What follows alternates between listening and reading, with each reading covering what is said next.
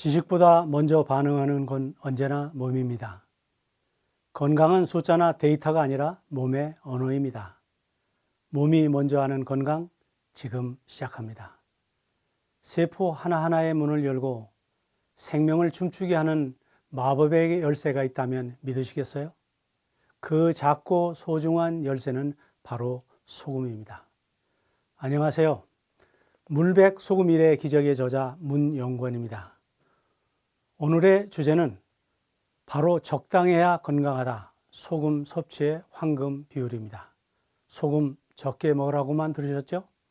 하지만 적게 먹어도 너무 적으면 몸이 무너집니다.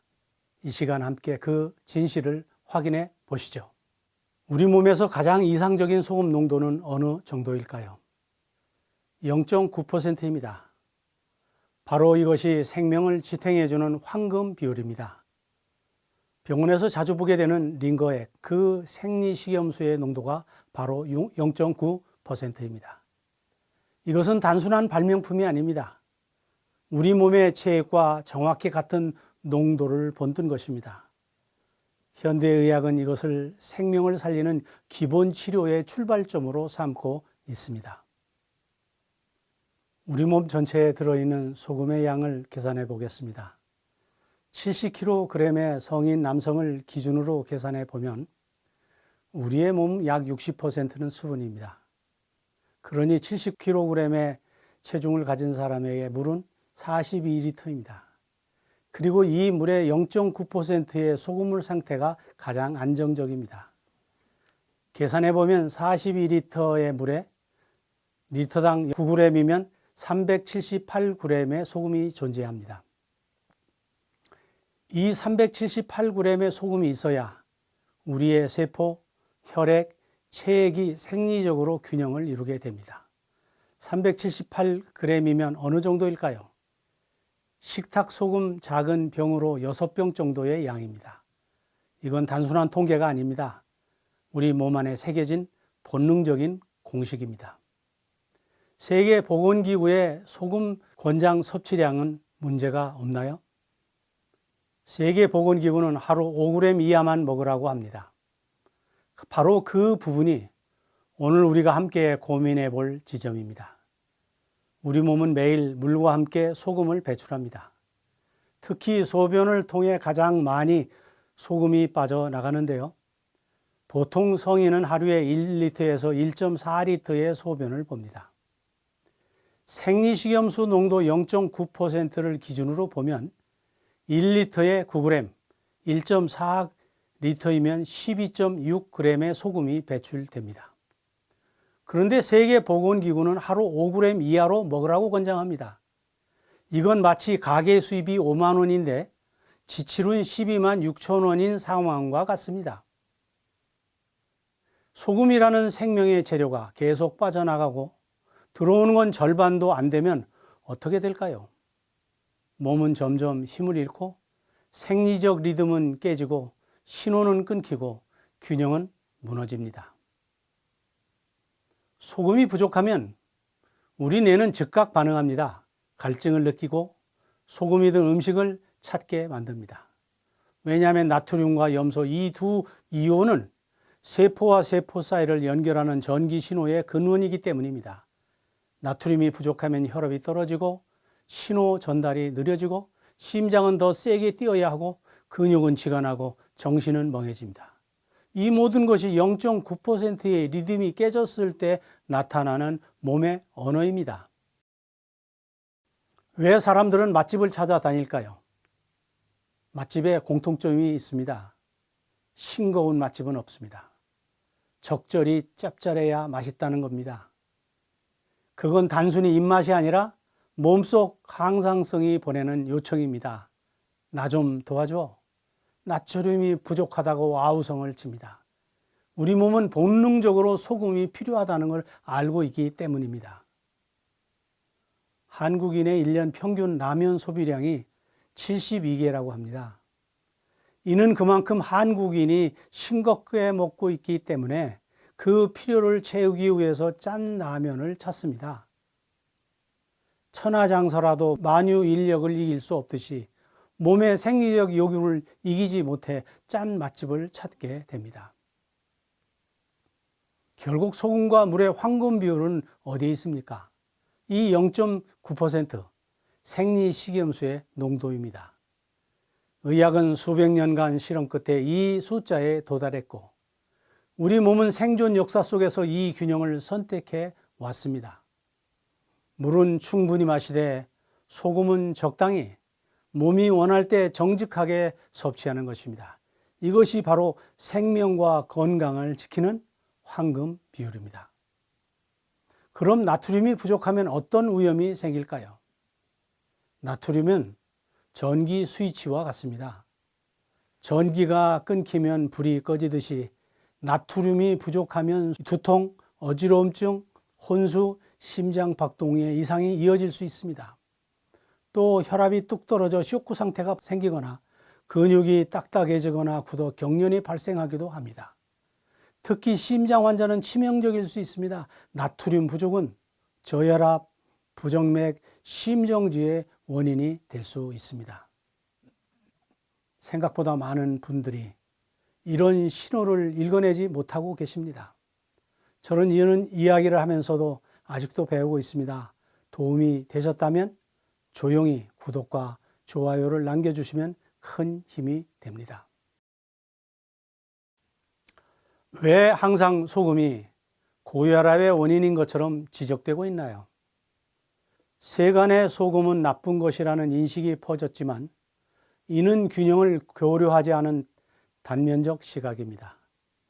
최근 의학자 제임스 디니 콜란토니오 박사는 소금 섭취량에 대해 언급한 500편 이상의 논문을 검토한 후 The Salt Fix라는 책을 저술했는데 한결같이 저염식을 해야 한다는 학술적 근거를 찾지 못했다면서 세계보건기구의 권장량이 오히려 건강을 해칠 수 있다고 지적했습니다. 그는 하루에 7.5g에서 12.5g, 운동 시에는 17.5g까지 필요할 수 있다고 말합니다. 우리는 과거보다 훨씬 적은 소금량을 먹고 있지만 고혈압과 심혈관 질환은 오히려 늘고 있습니다. 이 모순을 우리는 생각해 봐야 하겠습니다. 옛날 사람은 현대인보다 소금을 더 많이 먹지 않았나요? 맞습니다. 잠시 역사의 기록을 찾아보겠습니다. 근세의 한국의 소금 사용에 관한 기록입니다. 1947년 2월 28일 동아일보 석간 이면의 제목에 이렇게 기록되어 있습니다. 소금 수용량 30여만 톤, 소금 없어. 비명치는 가정의 실정이라고 하는 기사에서 조선 사람은 평균 1년에 15근의 소금을 먹었다라고 기사화하였습니다. 1년에 15근은 9kg입니다. 한 근에 600g이기 때문에 15근은 9kg예요. 이는 1일 25g 정도의 소금을 먹었다고 하는 계산이 나옵니다.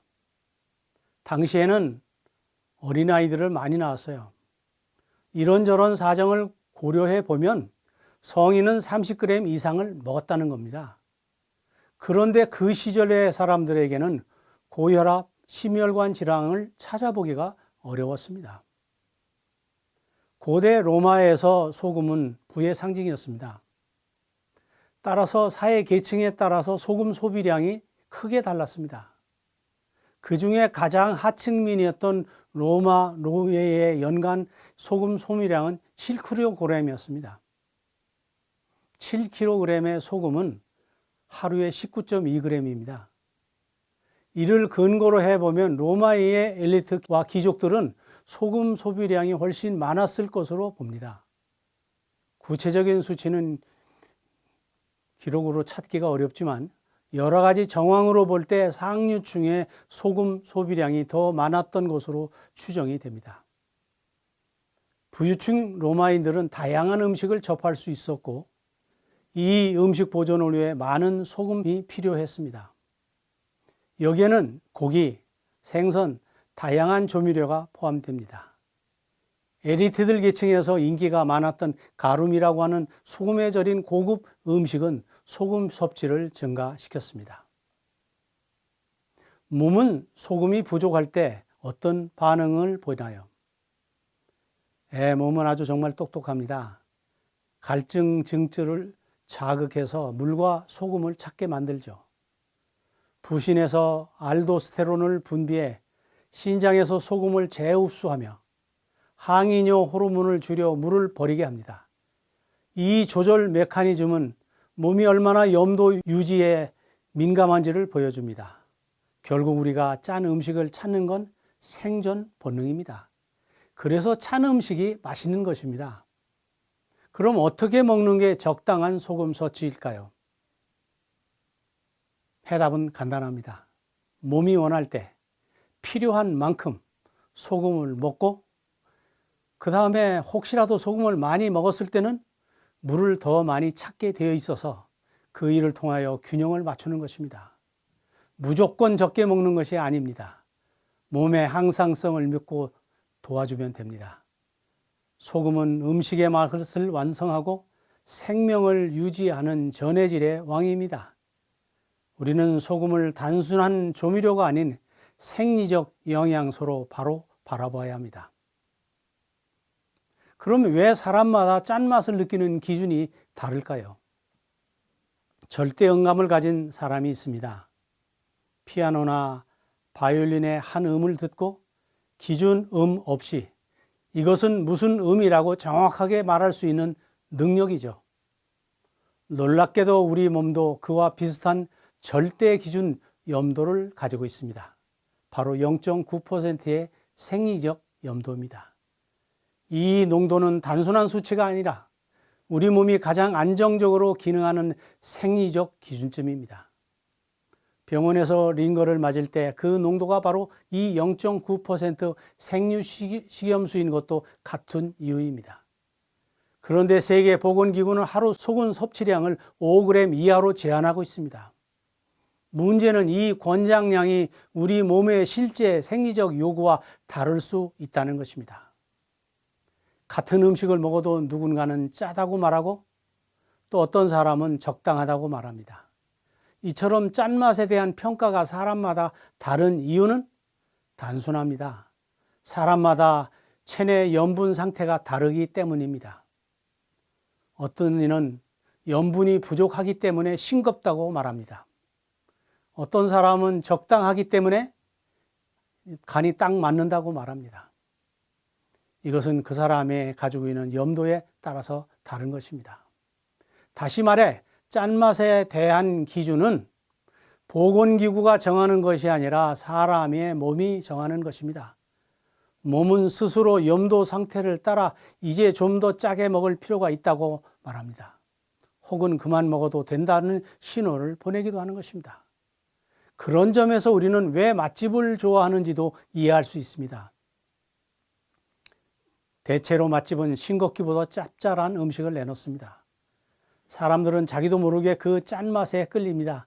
그것은 단순한 입맛의 문제가 아니라 몸이 부족한 소금을 본능적으로 찾고 있다는 뜻입니다. 그래서 소금을 잘 쓰는 식당은 매출도 높고 사람들의 기억에 남습니다. 요약하자면 우리 몸은 0.9%라는 정확한 염도를 기억하고 있습니다. 누가 시키지 않아도 본능적으로 그 기준을 향해 나아가고 있었죠. 그렇기 때문에 소금 섭취에 있어서 획일적인 권고보다 중요한 건 자기 몸이 보내는 신호에 귀를 기울이는 것입니다. 짠맛은 단지 맛이 아닙니다. 그것은 우리 몸이 균형을 유지하기 위해 보내는 언어이자 생존의 본능입니다. 몸은 알고 있습니다. 0.9%의 염분 균형을 유지할 때 가장 건강합니다. 소금은 조미료가 아니라 생리적 기준입니다.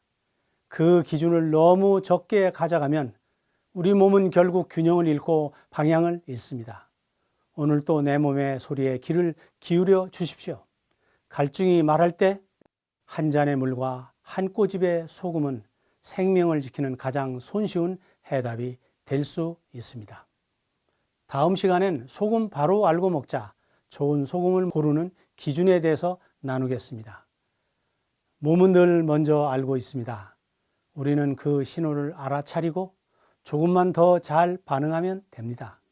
오늘도 몸이 먼저 아는 건강, 문영공과 함께 해 주셔서 감사합니다.